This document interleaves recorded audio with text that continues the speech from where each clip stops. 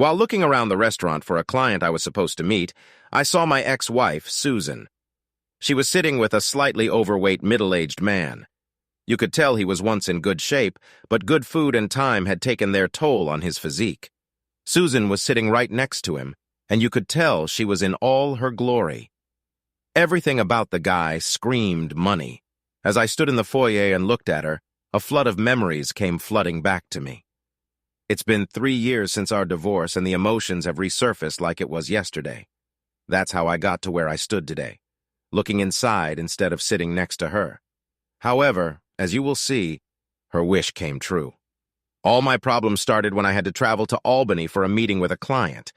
I decided to do it overnight so that I wouldn't have to drive back for a long time. Within an hour of my car ride, my client called me and said that his fender was broken, but he was okay. He apologized for the late cancellation, and I told him no problem. We can reschedule the meeting. Either way, I really didn't feel prepared for the extra 2 hours of driving ahead of me. I told him that I would do my best and return home to have a romantic dinner with my beloved wife. I wanted to surprise her. An hour and a half later, I was finally driving along my street. The first thing I noticed was that there were 3 strange cars parked in the driveway. My wife would invite her girlfriends over when I was out of town to keep her company, so it wasn't a big deal to me.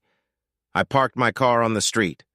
I walked into the house thinking everything was fine. The first thing I noticed that was wrong was the 4 sets of clothes on my living room floor. I froze just as I heard my wife scream. It wasn't a help me cry, it was a fuck me harder cry that I knew well. My heart sank and I realized that my wife was having sex with someone else. My whole world was destroyed. I didn't want to go upstairs, but I knew I had to do it. As I reached the top of the stairs, I heard my wife let out a primal scream. I quietly peeked around my bedroom doorframe and saw 3 men. I didn't know 2 of them, but the third was her boss from work, Jeff Davis, and they had my wife in all places at the same time. I never liked Jeff, and now I know why. Sue, you're a great slut, and I love having you. By the way, thanks for helping me with 2 of my favorite clients. I can tell they love your slutty body as much as you love using it. Jeff praised her. This asshole was pimping my wife for his business clients. All 3 of them started using my wife as their personal sex toy. They gave her everything they had and called her all sorts of derogatory names. She seemed to become even wilder from this treatment, and they had her even more. I've never seen her behave like this in the 10 years we've been married. Although I felt that Jeff's choice of slut was the most appropriate name for her, I quietly backed away, but they were so busy that they didn't even notice me. I quietly went downstairs and went into my office. I found my digital video camera and it had some battery left. There was an old holiday cassette in it and some space left. I didn't want to make a feature film, just document my wife's actions for my lawyer. I quietly walked back to my bedroom door and started recording the video. I got good shots of my wife's face as well as everyone else. I only took 5-10 minutes of video because that was all I could handle. Now, some men may find this sexy and arousing, but not me. This whole scene saddened me. I went limp and felt betrayed. Seeing my wife become a whore for other men was almost unbearable for me, and I went downstairs to calm down and think soberly. I went into my office and took my gun out of the safe, taking the safety off. I'm not a violent person, but I was just in the mood to fire a few bullets if they started acting stupid. I then went into the living room and took all the car keys and wallets from the pants that the men had left on my living room floor. I went outside and deflated all their tires, including Sue's car. When I got back inside, I had a smile on my face that would make the Grinch jealous. I started to formulate a great plan, and I knew it would work if Sue took her cell phone. I noticed it on the bedside table in the bedroom while I was recording a video. I got my camera ready, went behind the stairs, and quickly dialed Sue's cell phone number. It rang several times, and I got on her answering machine. She knew I would call around this time, so I called back every 2 minutes until she finally answered. She must have told them to be quiet because they could hear a pin drop in the house. "Hey, Bobby, how's Albany?" Sue asked out of breath. I could also hear the quiet chuckles of the men in the room. "Looks like you're out of breath. Are you all right?" I asked her with feigned concern in my voice. Yes, I had to run up the stairs to the bedroom to answer the call on my mobile phone. She quickly covered herself. "Well, My client canceled the meeting, and I'm going to be home in just a few minutes. I was wondering if you wanted to go out to dinner, I asked her in an even voice. Inside, I was crazier than I had ever been in my life. Are you returning home now? She asked in a nervous voice. Sounds great. I just need to get ready, baby. See you. She said all this very quickly and hung up before I could answer. I laughed to myself because I knew what would happen in just 1 minute, and sure enough, 4 completely naked people began to descend my stairs into the living room. All the men got dressed in record time, and Sue also got dressed and tidied up her clothes. All the men ran out at the same time, and Sue put on some shoes and a jacket with them. She walked to the door and looked outside, hoping they would leave before she went outside. If she hadn't been so excited, she would have noticed my car parked on the street in front of our house. All the men began shouting something to her at the same time, and she went out onto the porch to listen to what they were talking about. At that very moment, I slammed the front door and locked it behind her. My wife just saw my face as I was closing the door and tried to look through the side window and speak to me with a pleading tone in her voice. The time for talking is over. All the other men returned to my porch and began banging on my front door within minutes. I knew they wanted to take their wallets and keys. I called 911 and reported people trying to break into my house. The dispatcher said one of my neighbors just called her. I told her my name and address. Just 2 minutes later, a police officer showed up at my house. I waited until the police questioned my wife. Then I opened the door and walked out to the 2 police officers who were at the scene.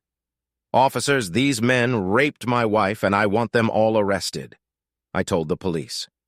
This caused an immediate reaction from the men. They all immediately started shouting. I was invited. She wanted it herself. I didn't rape anyone, and she wanted it from all of us. Everyone, including me, looked at Sue waiting for an answer. She lowered her eyes and avoided meeting my gaze. In a quiet voice full of shame, she said, I invited these men into my house. I had sex with them and no one raped me. I did this of my own free will. All the men seemed relieved that they were not facing rape charges. Around this time, 2 more police cars arrived. At my request, they wrote down everyone's names for their report. Then the senior policeman said to me, If your wife invited these men to your house and they are all over 18 years old, there is little we can do for you. I would suggest counseling or something like that. He said this while looking at my wife like she was a piece of shit on his shoe. I told the police to call a taxi and that Mrs. Thomas would not be allowed back into the house that evening. One of the guys called a taxi because he discovered that all their tires were flat. They also tried to accuse me of taking their wallets and keys. But I told the police that I had no idea what they were talking about. I turned and walked back to the porch. Sue stayed with them until the taxi arrived. I just stood on the porch and daggers flashed in my eyes. My wife tried to come up on the porch and talk to me, which was a brave thing to do at that moment. If she knew how angry I was and that I had a gun on me, she might have run the other way. Bobby, I'm so sorry that she tried to say something, but I immediately cut her off. You broke my heart, and I will never forgive you. Jeff called you a slut, and I think that's fitting. From now on, I will call you slut and will never use your real name again. If you ever need to talk to me again, do it through Tad. And with that last comment, I went into the house and locked the door, leaving her standing there. She ran back to the group, crying, and Jeff tried to hug her. She pushed him away, and for some reason, that made me feel a little better. My good mood quickly faded when I returned to my bedroom. The whole room smelled of sex. For some reason, this just set me off, and I started trashing the whole room. I took the mattress and threw it on the front lawn. I went to the garage and grabbed my toolbox. I began to dismantle the bed and throw it in pieces on the front lawn along with the mattress. I returned to the bedroom and picked up Sue's cell phone from the floor. I checked the list of her numbers and messages. Of course, she had disgusting emails, photos, and even a few videos of some guys I never knew fucking her all over. However, judging by the photographs, she knew them very well. I started looking for garbage bags to put all her clothes in, and I had to laugh at myself. I was attentive to her, but those days are gone. I carried all the boxes from our bedroom downstairs and placed the contents of each box in a separate pile on the front lawn. I then tackled all of her extra stuff in the guest room. This is where I got my next surprise. I moved all the dresser drawers from the guest room out onto the lawn just like I did with Sue's bedroom items. The last bottom drawer was stuck and wouldn't open all the way. I wasn't in the mood, so I took my anger out on my dresser drawer. I pulled really hard and heard the plastic crack. I pulled out the drawer and tried to open it slowly. It opened immediately, and I was able to see what was causing the problem. Under the drawer were 7 or 8 DVDs. I broke one of the plastic cases, but the drive was still in good condition. My heart sank again as I looked at the discs. I didn't think I could feel any worse, but I did. While going down the stairs, I read the titles on the discs, and it didn't make me happy. I went into the living room and put everything on shelves for review. First up was Sue with her best friend Sarah at Sarah's house. Sue helped out at her parties in Avon every Tuesday and Thursday, or so I thought. They actually had sex with some guys at her house. Over the course of several hours, Sue and Sarah had sex in all sorts of ways with multiple partners. I started to cry, but stopped when I saw the last 2 discs. The first was how Sue had her own tennis instructor during lessons that I paid for. She went there every Saturday and always came back too tired to make love on a Saturday night. Now I really know why. The second disc showed Sue having sex at her workplace at the boardroom table with Jeff, her boss, and Jeff's boss, Bill Evans. Bill was a big deal in the community, and his picture always appeared in the newspaper at one event or another. I watched as he carried out his charitable work on my wife's private parts. I took out a large envelope and put it in a cell phone, discs, and a cassette tape that I had filmed earlier. I planned to give the entire envelope to my lawyer and best friend, Ted Worth. We've been friends for as long as I can remember. He was one of the only 2 people in the world that I truly trusted. Nothing else mattered. I looked at the computer desk and saw Sue's computer. I pressed space and it came to life. I made copies of everything that was on the computer. Every file, emails, photos, and videos I copied. It took about an hour to copy everything over, and then I sat down and started going through my wife's computer. There were videos of her having sex, just like the ones on the CDs I found. I found pictures of her that you can only see on adult sites. Then I started reading her emails, sent over about 6 months. She tried to hide them under some stupid program file name, but I found them. She had several letters from Jeff and several other men. The rest was between her and Sarah. They were only being written off last week when I read one that literally almost killed me. I thought about using my gun, but realized she wasn't worth it. I had to be strong. The only email that upset me this much was from Sue to Sarah. Sarah asked her why she didn't leave me and become single again. She also asked Sue to perfectly describe what she wanted in her future husband. This is what she said in response. "Sarah, I don't want to do anything with him now. Bobby is as loyal as he is stupid. I really feel like it's only a matter of time before he finds out about my secret lifestyle. He's not completely stupid, it's just that love is blind. He's been blooming a bit lately and his belly is getting bigger every day. Sometimes it's hard to be attracted to him when I compare him to the guys we have. I also hate beards and mustaches. This makes him look, I don't know, kind of disgusting. I guess I really loved him at one time, but the excitement of the last few years is too much to give up. His best friend is a lawyer, and if he interferes, it could cause difficulties. Jeff and Bill from work hint at promotions and raises, also including a rise in their pants. I laugh. I also want at least a house and a car. If I do everything right, I can also get a little alimony every month on top. I'm looking forward to our party on Tuesday. I should be there if I can still walk after my tennis injury. I laugh. God, Tony is a machine. Make sure I get the video from last Thursday. This was the first time I worked out with so many guys at the same time. As for the man of my dreams, I want him to be wealthy, loyal, manageable, and stupid. He has to kiss my ass anytime I want and still ask which butt. I laugh. I don't care about the bedroom department as long as it doesn't have money. I laugh. I can get everything I need somewhere outside the house. Sometimes it seems almost too easy. Damn, Bobby is home now. I have to go. See you on Tuesday. Call me. Sue, best friend. I read this letter so many times that I could almost memorize it. The words disgusting and the last few years really hurt me more than words can express. Was this how she really felt about me? Was I so blind with love that she cheated on me for over 2 years? Immediately after that, I went to bed and fell asleep on the sofa. I woke up early and called work. I really didn't sleep well and mostly tossed and turned from side to side. Calling in sick from work, I called my best friend Ted Worth. He was my friend at first, but he was also my lawyer on most issues. Mary picked up the phone. She was Tad's secretary, and I had known her almost as long as Tad. That morning I asked for an urgent meeting, and she said he would be in court all day. Mary, tell Ted to meet me in an hour in his office. If he bothers you with some crap, mention Tammy Brown's name. This should get his attention. See you in an hour. I told her and hung up before she could answer. I started to get dressed, and then my cell phone rang. I looked at the number because I didn't want to talk to Sue at all. It was an unfamiliar number, so I picked up the phone in case it was Ted calling back from somewhere. Hello, Mr. Thomas. This is Bill Evans from Susan's office. If possible, I would like to talk to you about the troubles that happened last evening at your house.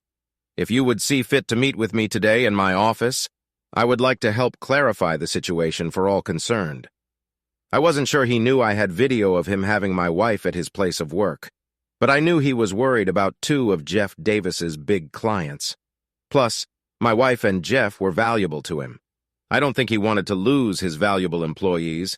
I also knew that he was worried about negative publicity for his company and about himself personally. Mr. Evans, I have an important meeting this morning, but I promise that I will call you back on this number before noon to arrange something for today, I reassured him in response. My tone was even, and I said it as if he was talking some sense into me. God, he was in for a big surprise. As I walked out the door, I could still see what looked like a really weird yard sale. The broken bed and all of Sue's clothes were still there. One of my elderly neighbors gave me a small wave, and a funny expression appeared on his face.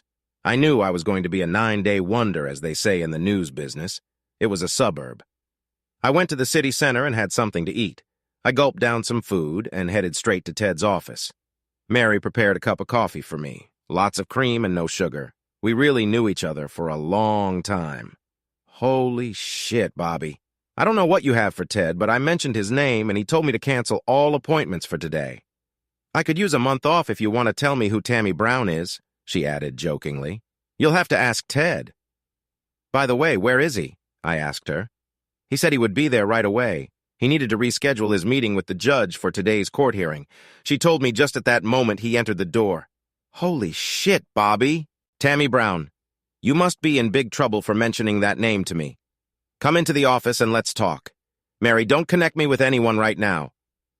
Ted said all this very quickly. I took my coffee and he closed the door so we could talk.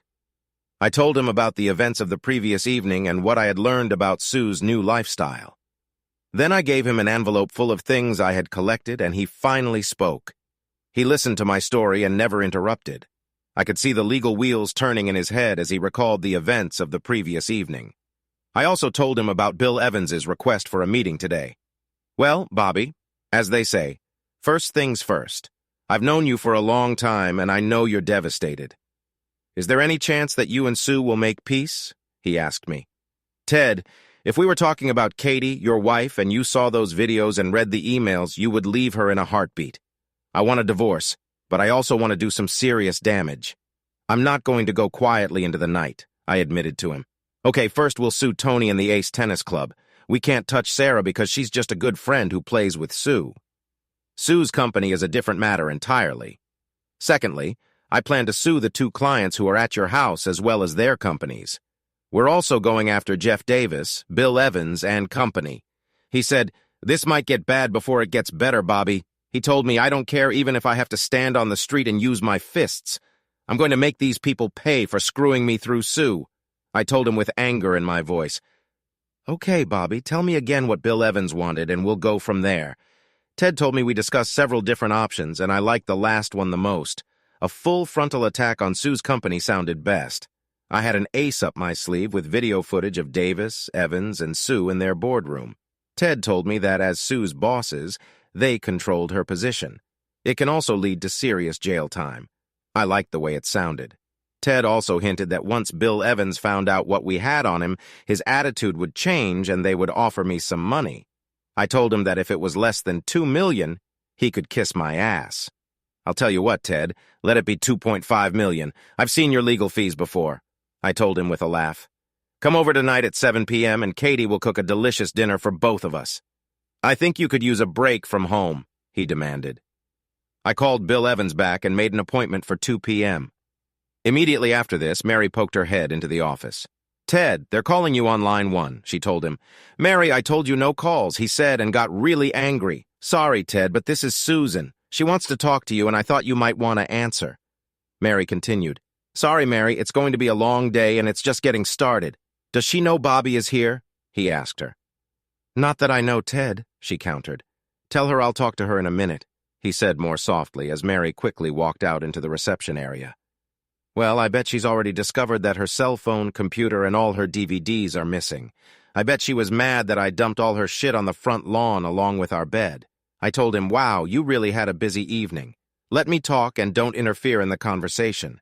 As your lawyer, I need to clarify a few things right now," he hinted to me, pressing the connection. I started to hear a one-way conversation, but I could almost make out what she was saying to Ted without even hearing her words. "Hi, Susan, this is Ted." "Yes, I already talked to him. Bobby is a great guy and my friend. I thought that of all people. You would be the one who would cover his back and not stab him with a knife. No excuses, Sue. I'm not in the mood. Yes, I'm going to represent him. He has very strong arguments. You know it won't be pleasant, right? I'll talk to him, but you crushed a man who was always faithful to you and loved you to death. I don't think he cares what you think. My best advice is to get yourself a good lawyer. You will need one. Yes, Bill Evans made an appointment for 14-0, although I don't think you should be there. Listen to me, Sue. If you so much as show up at the outside office door and listen through the glass, I'll tell Bobby to leave and all hell will break loose. Better wait it out and control yourself today. I know he put your stuff out on the lawn, but just like you can invite strangers into your bedroom, he can throw your stuff out of the house and onto the front lawn. Frankly, I'm surprised he didn't shoot anyone last night. Oh, yes, he was with him, although for the purpose of self-defense. Remember, he thought you were raped. This was stated in the police report. I don't know, but if it were my Katie, I'd be in jail right now. I think he was hot-tempered under the circumstances. As for your computer, cell phone, and any other things that were not in the house this morning, you will have to ask the other owner of the house. Perhaps he left it all on the lawn along with your clothes and someone took it all. I really can't say. I have completed all of your escrow paperwork on the house and you both have the same rights in the house. How you choose to exercise these rights is up to each of you. Okay, I'll tell him right now I would recommend that you stay there and let Bobby live in the house until everything is sorted out. I don't think it's safe for you to be in the same house with him right now. Listen, Sue, even now I want to punch you in the nose, so don't insist. Stay with Sarah and I'll be in touch. Please have your lawyer call me when you have one. Tears won't help you now, Sue. In addition to being his lawyer, I am also his friend. Your tears fall on deaf ears. I can be a ruthless bastard whenever I want, and this seems like the perfect situation. I've always liked you and respected you until today. I'm sorry that you will see a side of me that only my enemies and ill-wishers see. You won't like it. Okay, but stay away from him and don't leave your office. Right now he wants nothing to do with you. Goodbye. Tad finished and looked up at me. I think you heard most of the conversation, he asked me sadly. Yeah, I just wish I could meet her face to face again and tell her how I really feel. Although I don't think I want to go through the pain of seeing her again, at least not right now. I admitted to my friend. I'll tell you what, Bobby. Do 2 things for me. He asked me instantly, changing his emotional mood to positive and optimistic. Get these videos for me. Tad asked me to pull out from the envelope the videotape from the night before. The videotape of Tony at the tennis club and the videotape of Sue with Mr. Davis and Mr. Evans in her office. I gave him the videos and he told me to invite Mary to have lunch with me. I looked at him strangely and he immediately answered me in kind. I think it would be better if I look at them personally so as not to upset you all before our meeting at 14. Why? I don't think watching this material will do you any good right now and I don't want you to get angry before we even meet Bill Evans. I knew he was right and thanked him, telling Mary the good news. She told me to take her somewhere expensive if Ted would pay. I laughed and we both left the building. Mary was a wonderful dinner companion and she made me forget all my problems for the next hour. When we returned, I heard Tad yell as we walked through the office door. We walked in and he was in a great mood doing a celebratory dance at his table. This recording is great, Bobby. I do not believe in this. He told me I got a funny and sad look on my face and I think he finally understood why. Oh, Bobby, I'm really sorry. I didn't celebrate these videos. I know Sue really hurt you. I was just excited because of what I just found. He admitted to me, "Bobby, come here. I need you to look at something for me." Ted asked me as I followed his instructions and stood right behind him so I could see over his shoulder. "Did you watch the entire tape that Tony made at the tennis club with Sue?" he asked me. "No, I only looked at some of them. Last night I tried to get through all the footage without throwing up or going out and killing someone." I told him honestly, "Well, I have a surprise for you." Just before Tony and Sue finish, they begin to gather a small crowd in the men's locker room, the tennis club locker room. I don't want to say it, but she let the other men who were watching the gang bang fuck her after Tony was done. I'm not telling you this to make you angry or sad, but because of this man right here. Ted told me this, pointing to the screen on his desk. The person he was pointing at was an older man wrapped in a towel. He had longer gray hair and a mustache like a walrus. He asked me if I recognized him. Ted put the video on play, and I could see him throwing off the towel and showing off a very large man tool that any man would be proud of. The only problem was that he walked right up to my wife and fucked her. The next minute, she was surrounded by 5 more guys waiting for their turn to talk to Sue. "Ted, I have no idea who this asshole is, but I assume you do." I answered him wisely. "Bobby, this is for our meeting today at the tennis club at 16. Nassie," he told me. Ted was excited, and then he told me why I smiled when he told me his plan. Besides being my friend, Ted was a damn good lawyer. I was glad that he was on my side this time. We left his office to head downtown for our 2 AWRs PM meeting with Bill Evans. We took with us a portable DVD player, some photographs that we had printed before leaving, and some legal envelopes. We entered Sue's building and headed straight to Bill's office on the top floor. Sue's office was on the floor below. We waited in the reception area until we were invited into Mr. Evans's office. Just before I entered, I felt someone looking at me. I looked down the hallway and saw the woman disappear around the corner when she noticed me looking at her. Try to guess who it was, I told myself. I was just glad I didn't have to deal with her today. We both walked into Bill's office, and it was furnished with expensive furniture. At each location on the wall, there was a plaque, award, or photograph of a famous person with Bill Evans. He had a nice office, and the first thought that came to my mind was whether he had Sue in that room. At this thought, I really began to dislike Mr. Evans more than ever. I introduced Tad and started doing all the talking. "Hello, Mr. Evans. This is my friend Ted Worth, and he will be at the meeting you called today," I told Bill as we all shook hands. "Mr. Thomas Bob, I thought this was going to be a little meeting behind closed doors between you and me. Mr. Evans asked me, well, I thought I'd take Tad with me. Whatever you say to me, you can say to him." I said I didn't bring it up for discussion, so he accepted Tad's presence and started talking directly to me, ignoring Tad. This brought a smile to Tad's face. I knew what was coming, but I let Mr. Evans go first before we popped his balloon. "Bob, can I call you Bob?" Bill asked me. "No problems at all. I actually thought it would be nice to have Jeff Davis at this meeting as well. I don't know if it's possible, but it applies to him too," I told Mr. Evans. He thought for a moment and pressed the intercom button. "Julie, tell Jeff I need him in my office right now. Tell him to stop whatever he's doing and come here right now." "Okay, Jeff will be here any minute. In the meantime, let me just say how sorry I am for all the trouble Jeff and Sue have caused in your life. I know last night must have been terrible, but if we work on this together, we might be able to help everyone involved," Bill said optimistically. "What do you mean, Mr. Evans?" I asked him, waiting for Jeff to arrive. "I really like your wife, Sue," and Bill said this, but was interrupted as Jeff walked right through the door. He stopped in his tracks and looked like he was about to turn around and leave, but Bill ordered him to sit down. He sat down reluctantly and didn't look at me at all. "Bob, I just wanted to say that I really liked Sue almost like a daughter." He began to speak when Tad interrupted him. "Are you saying that you like incest too, Mr. Evans?" Tad asked, completely taking him by surprise. I started laughing to myself because I knew what Tad's comment was about. "What you said? Do I like incest?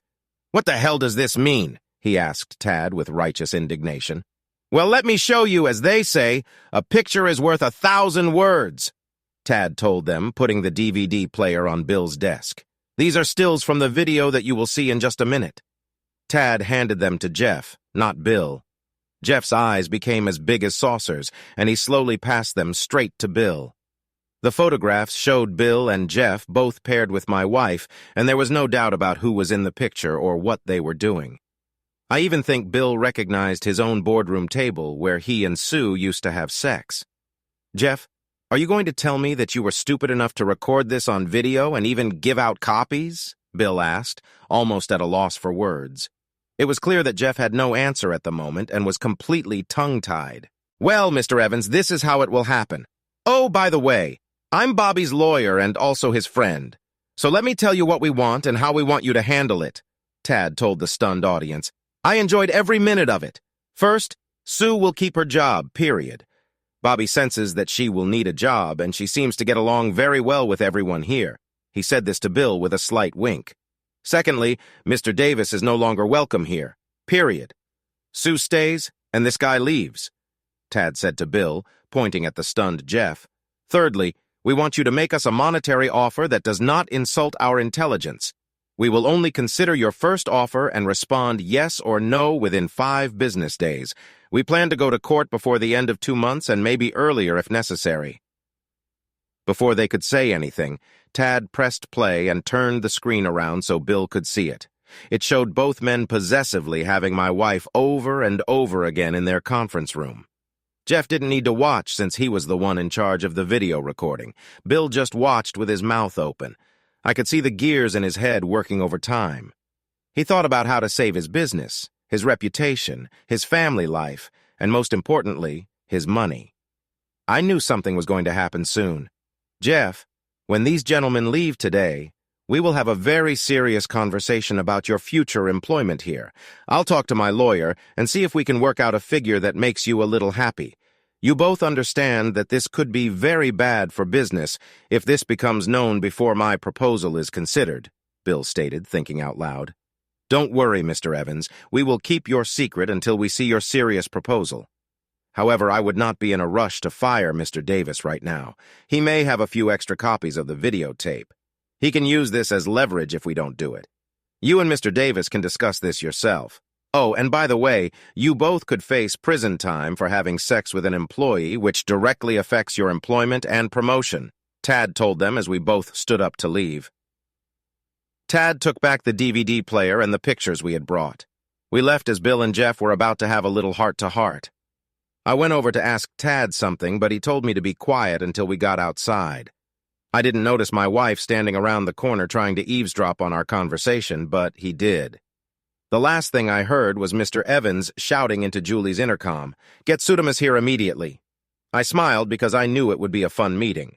Bill would soon find out that I found his DVD in our house. When we got outside, I asked him why he gave Jeff a way out by telling him to use his own videotape against Bill. Divide and conquer, as they always say. Tad told me it will be better if they do not act as a team, but everyone's for themselves. Thus, if Bill makes a playful offer to us, we will start playing against each other. I also know that Jeff and Bill have a family and go to church.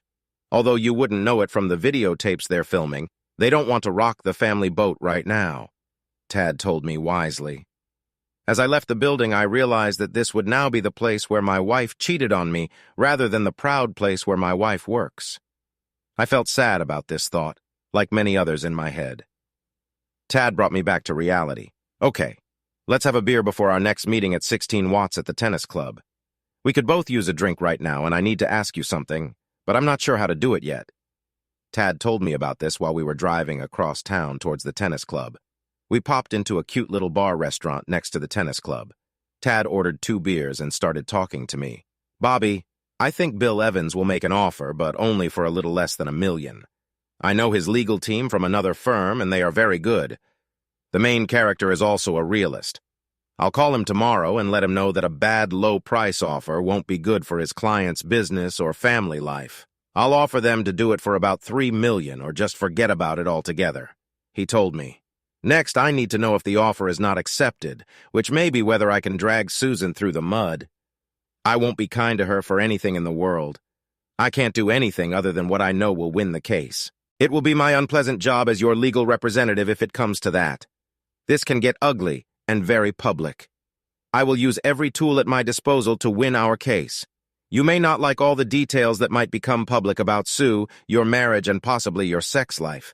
I will make her look like the fallen woman she has become. I don't know if you thought about this at all, Ted added at the last minute. Yes, I really thought about it. I am a bigger person than any of these people think I am. If this needs to be done, you have my blessing. But I'd like to go down the money offer route before we go crazy, I hinted to Ted. Okay, first we'll see what Bill has to offer you. However, if it sucks, I will complete all the necessary paperwork on the same day. I will also use my newspaper contacts as well as my friends at 3 local news stations. They'd be happy to get a few samples of videotape or stills, even if they have to put blue bars in front of the juicy bits, as they say in sitcoms.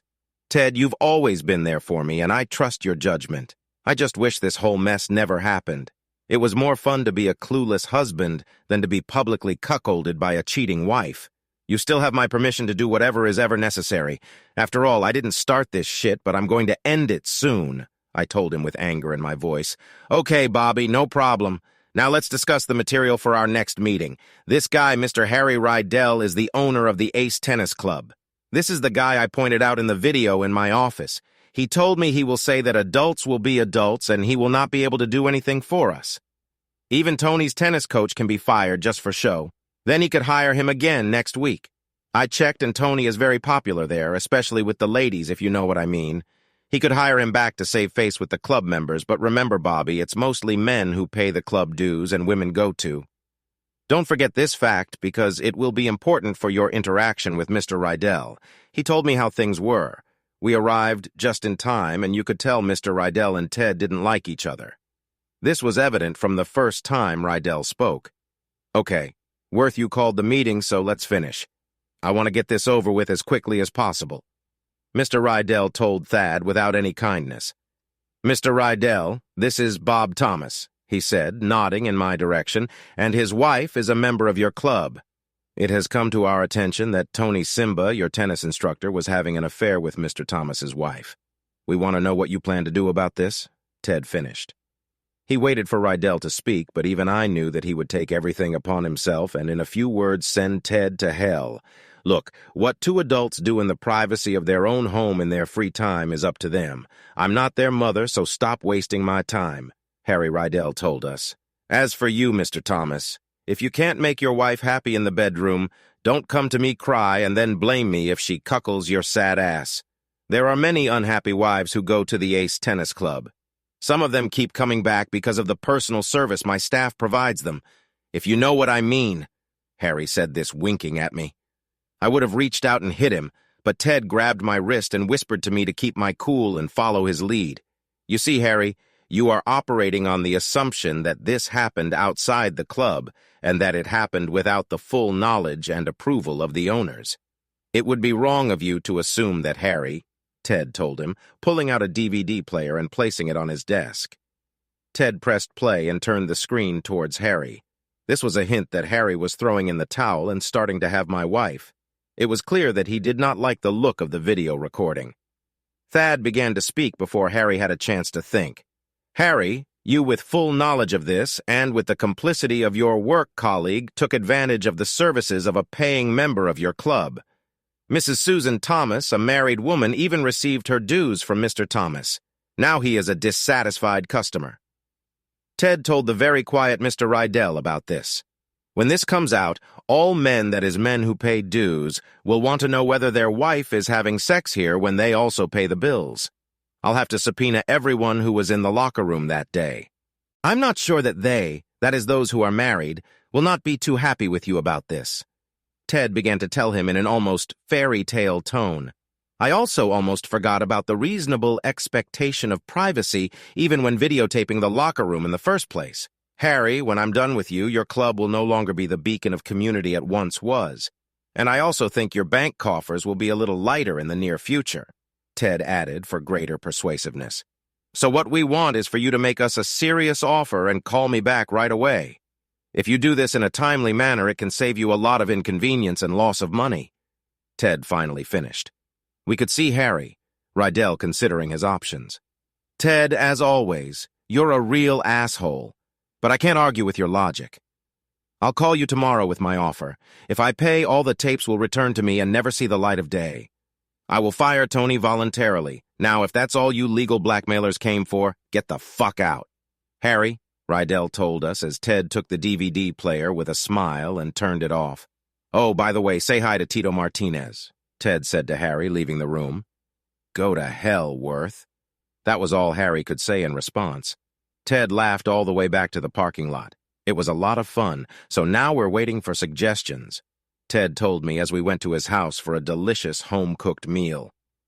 By the end of the week, Bill Evans had offered just under $2.7 million to keep Sue as his employee. Jeff Davis was fired after he foolishly gave Bill Evans all his videotapes and had nothing else on him.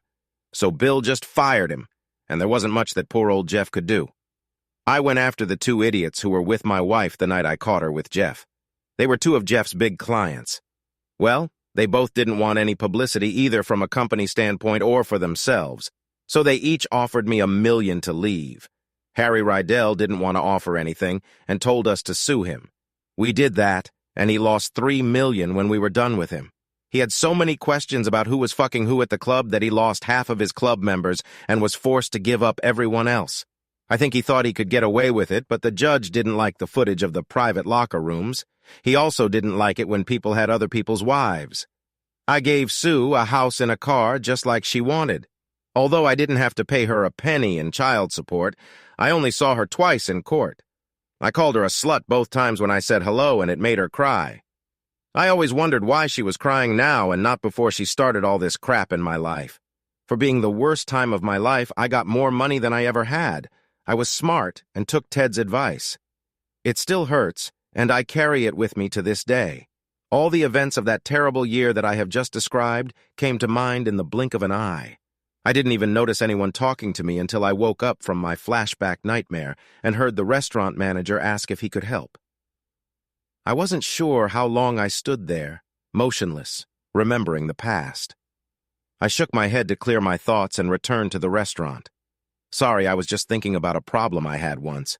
I saw the party I came to see, so thanks again. I told the manager about this when he gave me that strange look that people usually give to an elderly person who doesn't have everything at home. With a specific purpose, I walked straight to my ex-wife's table.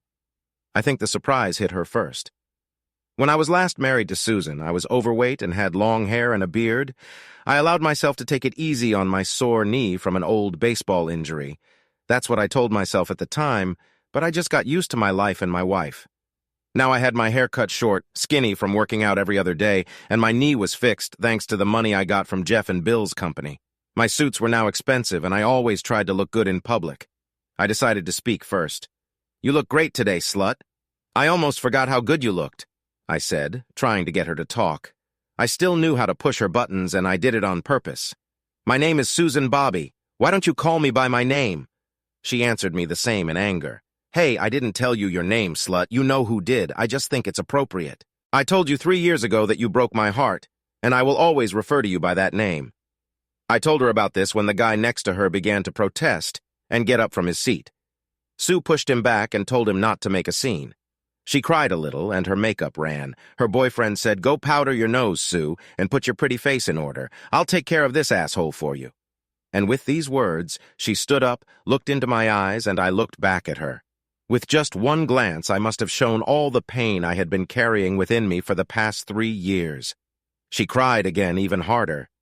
I was surprised that she still had any feelings for me at all, or maybe she still felt guilty. I think it was a mixture of both. "I expect you to be gone when I get back," she told me with tears streaming down her face. I just now noticed the very large engagement ring on her ring finger as she wiped her eyes with her hand and walked into the ladies' room. "I take it you are Bob Thomas, Sue's ex-husband?" he asked me with disgust in his voice. "Yes, and you must be the slut's new wish come true." I told him about it when I saw the anger appear on his face. "I'm Sue's CFO, and if I were you, I'd stop calling her that." He tried to say it bravely, but I could tell he really didn't want to make a scene. "I did this to talk to you alone. I have 3 questions for you, and I will disappear from your life forever." I told him about it, and it brought a questioning expression on his face. "I was in your shoes once, and I just didn't want anyone else to suffer my fate again." I guess the slut told you I was a shitty husband, beat her or neglected her or was a skirt chaser. I asked him about it and saw that this was exactly what she told him. Well, I'm not here to defend my reputation to you. Honestly, I don't think anything good would come of it. I just wanted to know first if Sarah still hosts her Avon parties at her house on Tuesdays and Thursdays. I asked him, Sue helps Sarah sell decorations at her parties on Mondays and Wednesdays. It shows how much you remember, he snapped back. Fine. Does she still take tennis lessons on Saturdays? I asked quickly. Sue plays ball with a racket on Sundays. Boy, you have a shitty memory from being married to her for so long, he said with triumph in his voice. Fine. Last question. Have you ever looked under the bottom drawer of the dresser in your living room? I quickly asked. No. Why on earth should I do this? He objected. The 3 questions I asked you are why we are no longer together. I still have all the materials left over from the divorce in my office.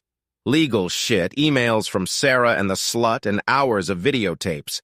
I've always carried this with me for the past 3 years, so I thought you should have it.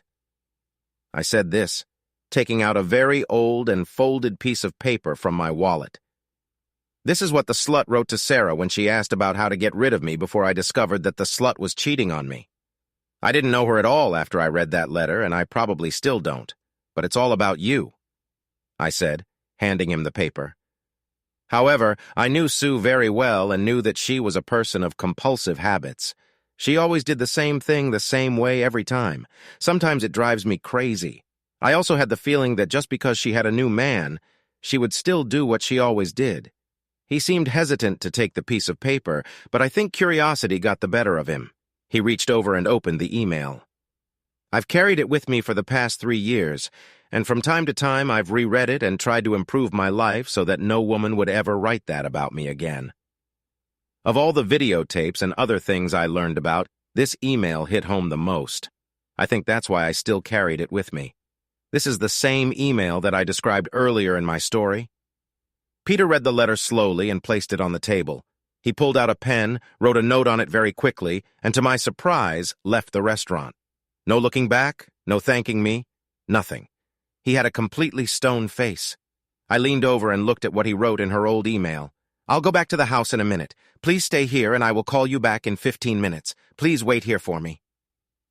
For some strange reason, I need to look under the bottom drawer of my living room dresser. Be right back. Peter, I knew he had seen the light even if he didn't like it. Something told me that I was too close to the mark on all 3 issues. The email was the last straw, and I think he needed to see for himself. I left a note before setting Sue's table and left. There was no way I was going to sit in this restaurant with anyone tonight. I returned to the foyer and called my client. They said they were late anyway and wouldn't mind rescheduling the meeting. Just before I left, I took one more look at the table. Sue returned to the table and looked around for Peter. She sat down and looked at her old email and Peter's note below. Her face turned white as a ghost as she recognized her old email and what Peter had written to her. The last time I saw my wife, she was crying so hard that the entire restaurant was looking at her. I really felt sorry for her, but at the same time, I didn't care. That was the last time I saw her again. I still wonder if Peter found something under the dresser drawer. Sue's crying told me he could do it. Subscribe to our channel so that your second chaff doesn't cheat on you, and go ahead and listen to the next story because this story is nothing compared to the next one. If you're under 18, don't even think about listening to the next one.